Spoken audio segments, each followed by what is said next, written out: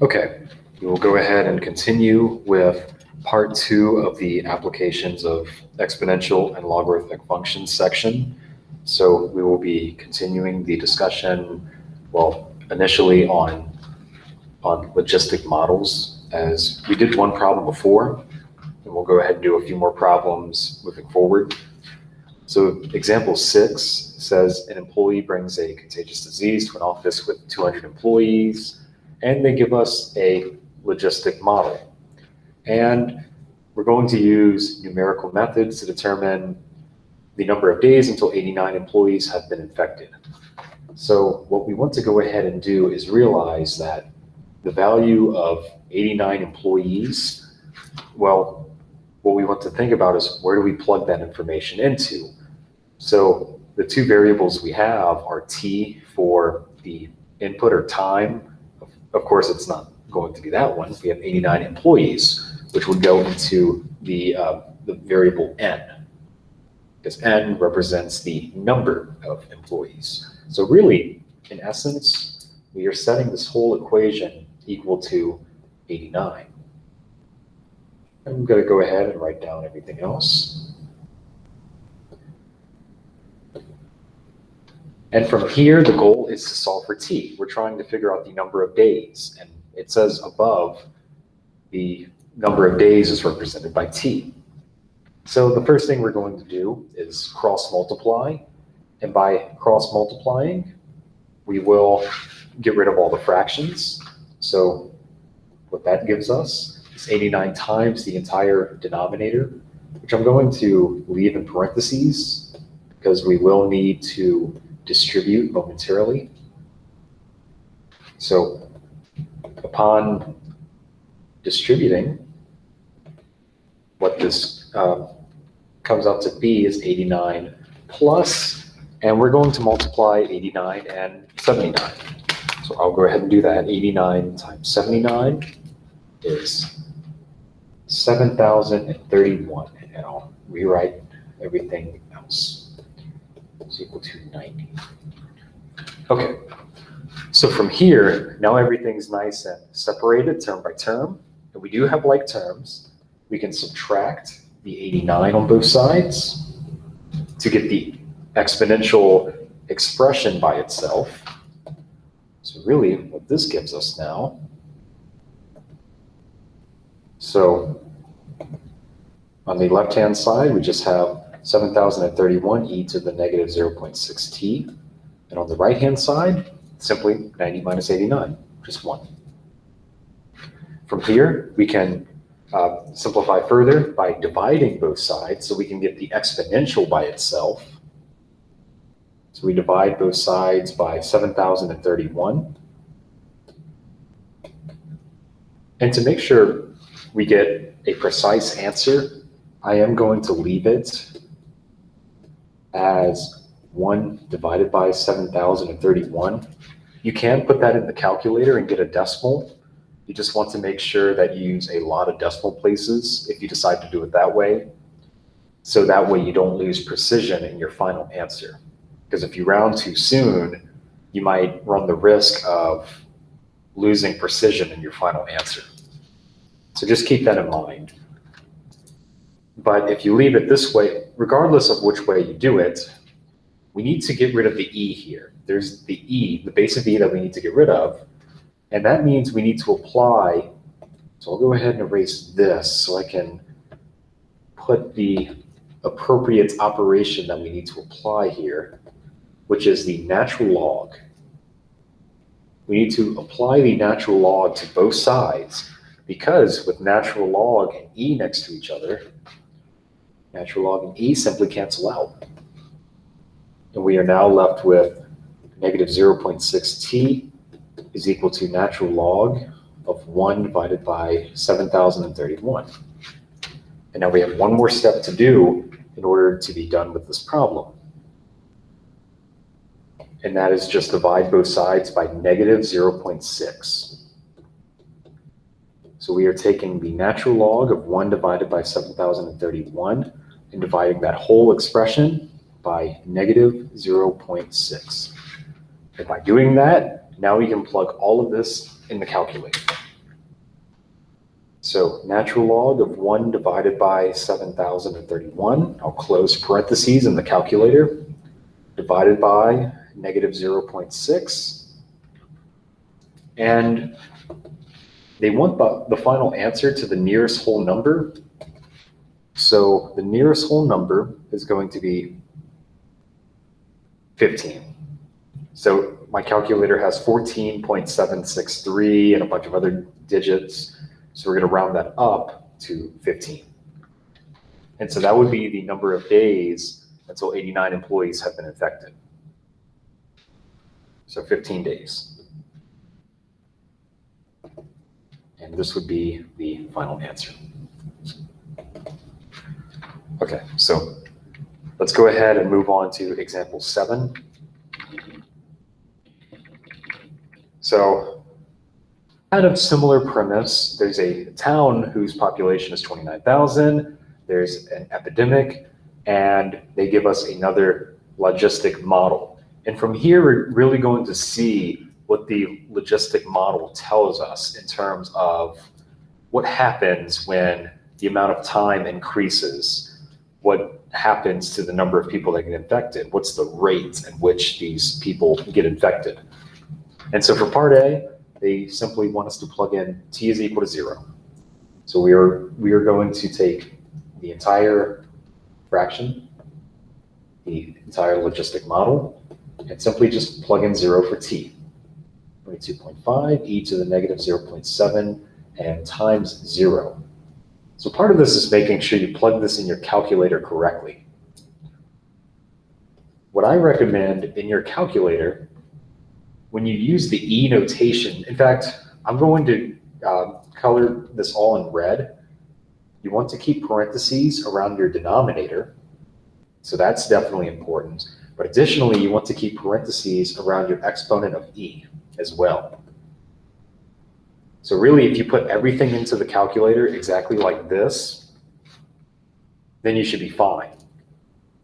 And if you type it in the calculator if you type it in the calculator correctly, altogether what you will get, I'll go ahead and do it as well, e raised to the negative 0.7 times 0, close and close parentheses.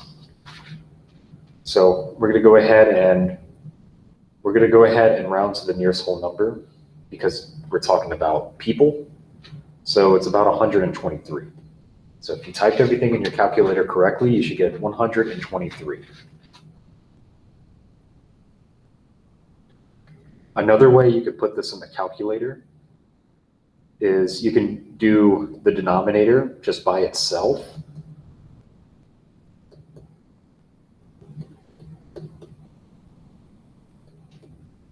So if you did the denominator by itself,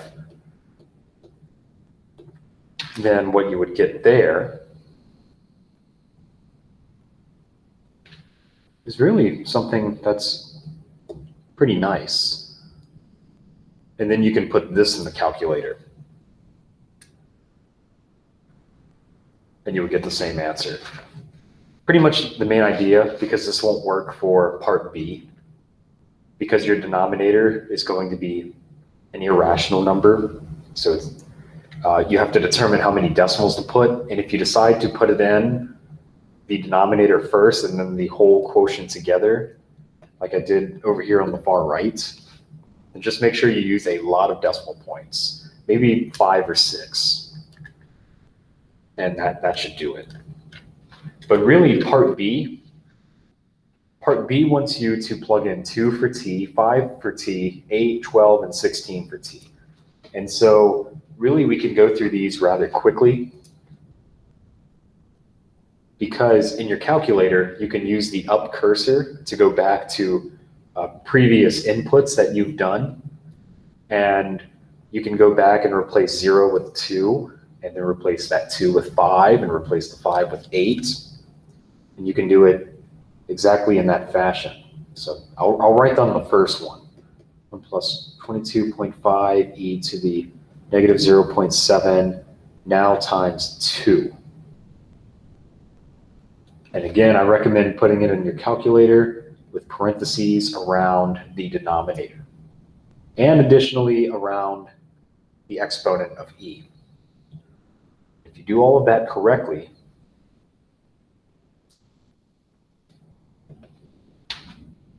you would end up getting, and again, we're rounding to the nearest whole number, 443. Now I'm going to go up in the calculator and replace the 2 that I plugged in with a 5. And now we get 1,727 as we're rounding to the nearest whole number again. And then I'll go in and replace the 5 with an 8. And now this is 2,677. Now I'll replace the 8 with a 12.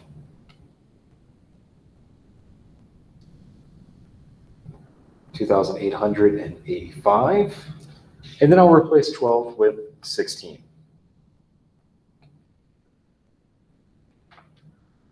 $2,899.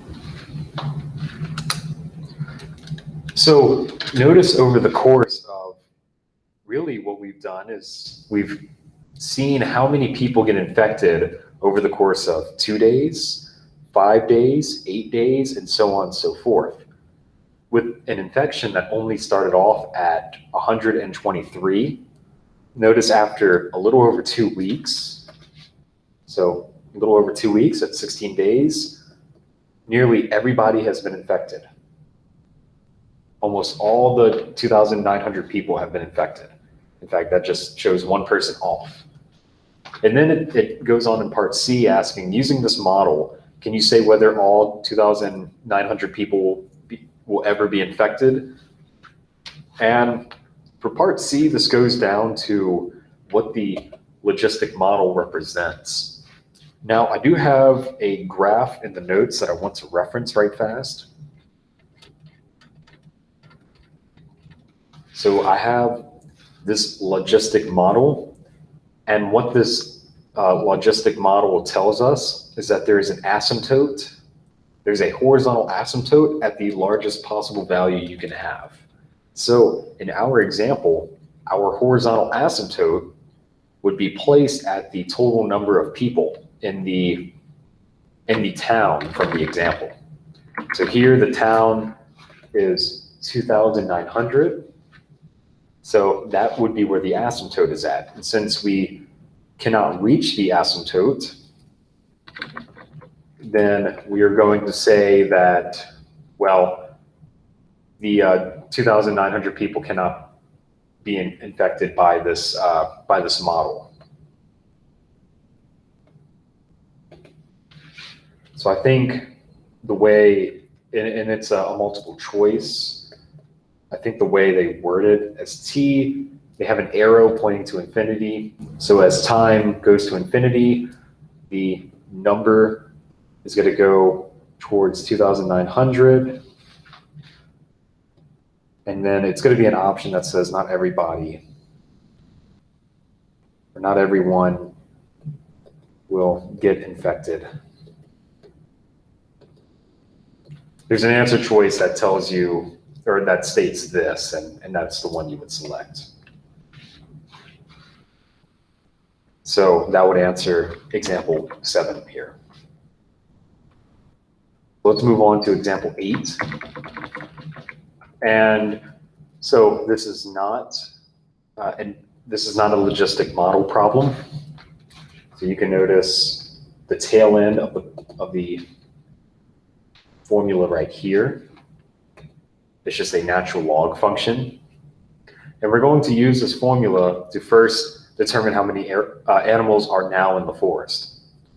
So they want us to determine the population now, which means that t is equal to 0 because no time has passed. So really the population, and I'm going to rewrite the given function here, but all I'm going to do is replace t with 0. So that's all I did, because we're plugging in t is equal to 0. And what this tells us, so something just very slight, all I did was just add 0 plus 1. And so we can plug all of this in the calculator. And in fact, what I anticipate we're going to get is 12,500.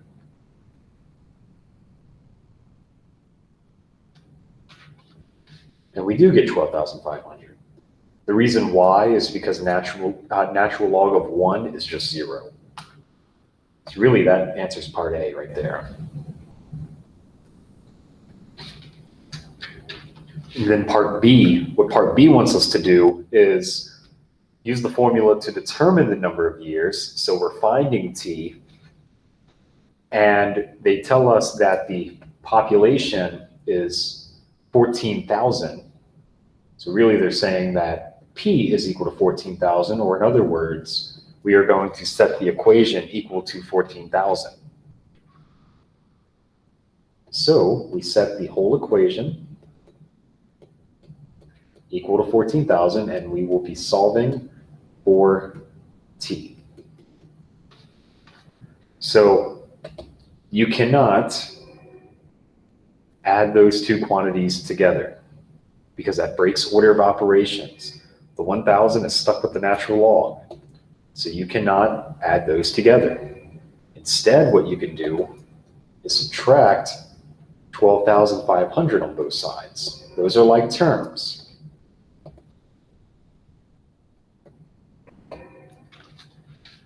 And when you do that quick subtraction,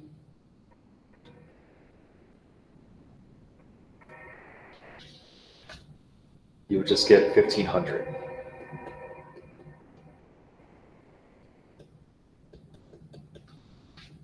And now we can divide both sides by 1,000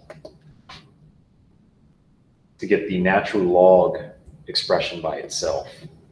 Because we're going to undo the natural log, but in order to undo the natural log, we need to isolate the natural log. And so from here, what we have, so let's go ahead and rewrite this up here. 1,500 divided by 1,000 is just 1.5. Now this is equal to natural log of t plus 1.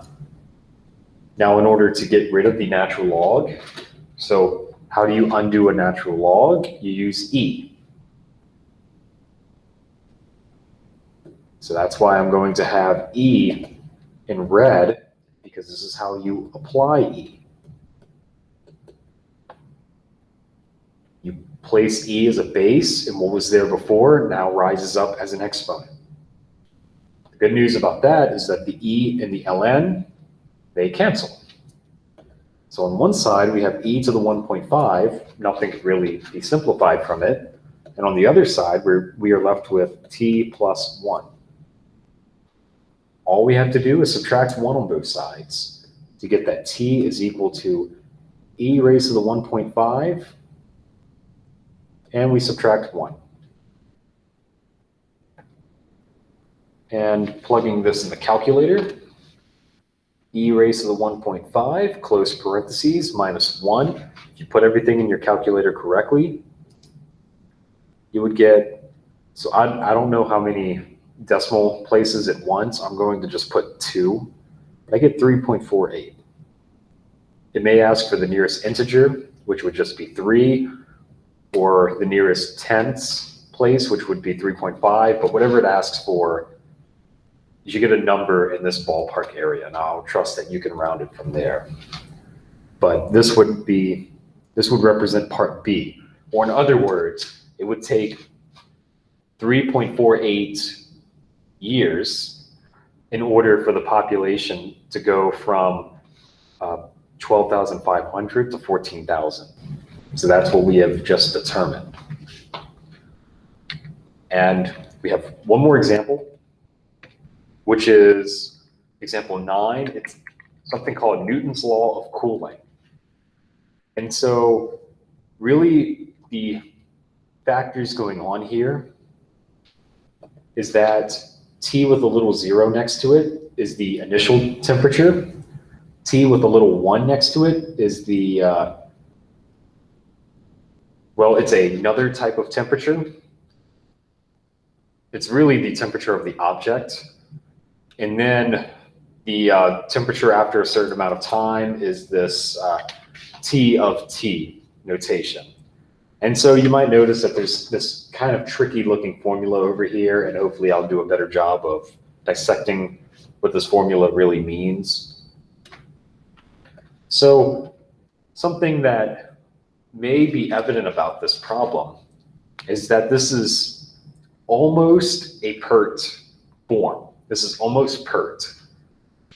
And I'm going to write this down. You don't have to write this part down, but that would be P, and of course there's E, and then there's KT. It's really close to the PERT formula.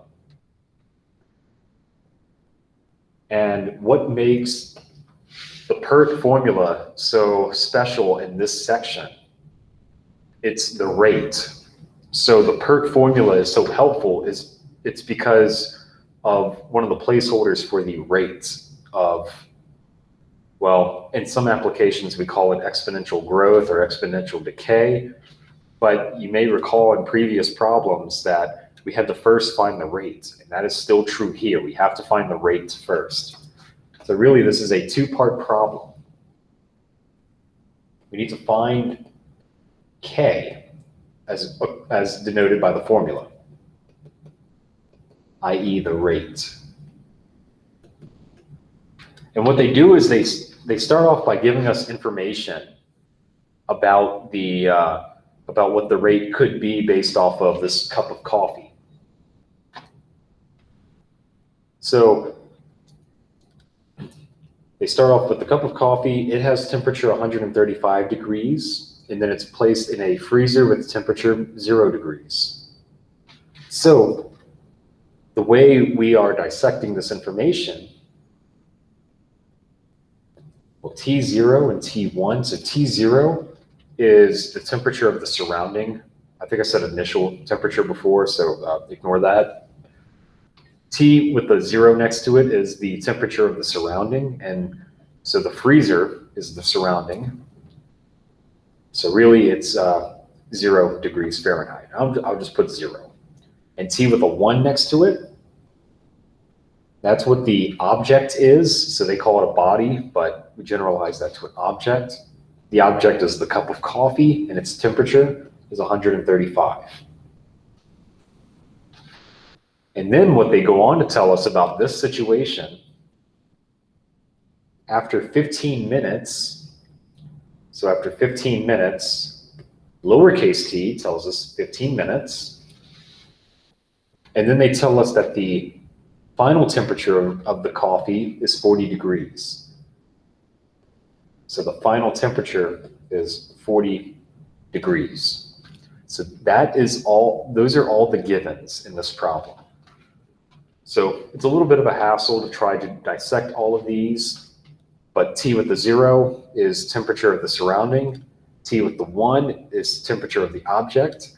Lowercase t is the time. And the capital T with the lowercase t in parentheses, that's the final temperature.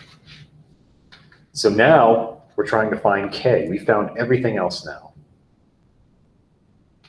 So what we're going to do, I'm just going to rewrite the formula from above, and I'm going to plug everything in to it. So we have quite a few givens, so let's go ahead and plug those in. 40 for T of T. T with the 0 next to it is 0. T1 is 135 minus what we found to be 0.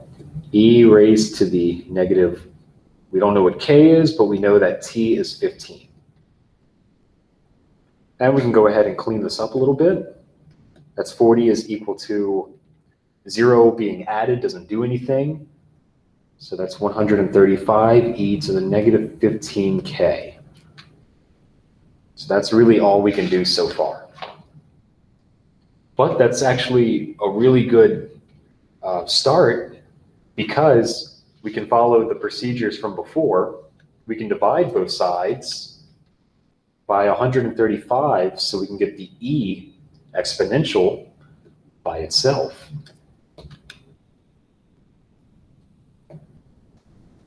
So now we have 40 divided by 135 is equal to e to the negative 15k. And now we're trying to get rid of e. So to get rid of the e, we need to apply, well, to get rid of e, you apply the natural log. So remember, the natural log and the e will cancel. And now what we have is a natural log of 40 divided by 135 is equal to negative 15k. And all we have to do is one more thing to get k by itself. We divide both sides by negative 15. To get that k is natural log of 40 divided by 135. All that divided by negative 15.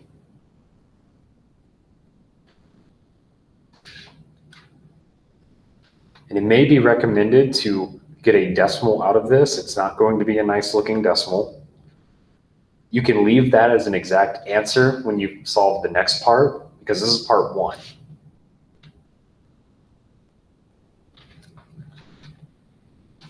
But using a decimal will be a little bit easier to plug into the calculator.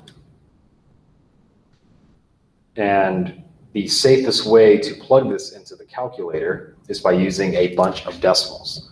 So what I get in the calculator, 0.81093. I'm just using a bunch of decimals, so that way I make sure I don't round too much and lose precision in my final answer. But this is going to be my rate. So that's going to be my rate. And from there, now we move on to the second part of the problem, which I'm going to highlight. Use Newton's law of cooling to find the coffee's temperature after 20 minutes. So we know the rate at which the coffee's temperature will decrease. And now we're going to simply plug in 20 for t. And really, a lot of the original values are going to carry over. So the initial temperature of the freezer was 0. 135 minus 0. So we did all of that before. E raised to the negative 0.081093 times t, where t is 20. And really, this is a calculator problem. In fact, if you follow the parentheses that I have highlighted here in your calculator, you should be able to type out everything perfectly fine. So I'll do it along with you all to make sure we all get the right answer. 0.081093 times 20. And so from here,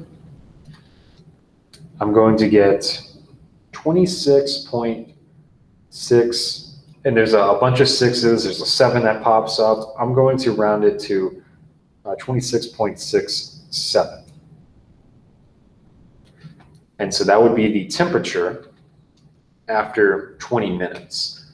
Now again, it may ask for a whole number, it may ask for a certain number of decimal places, and I trust that you can simplify from there.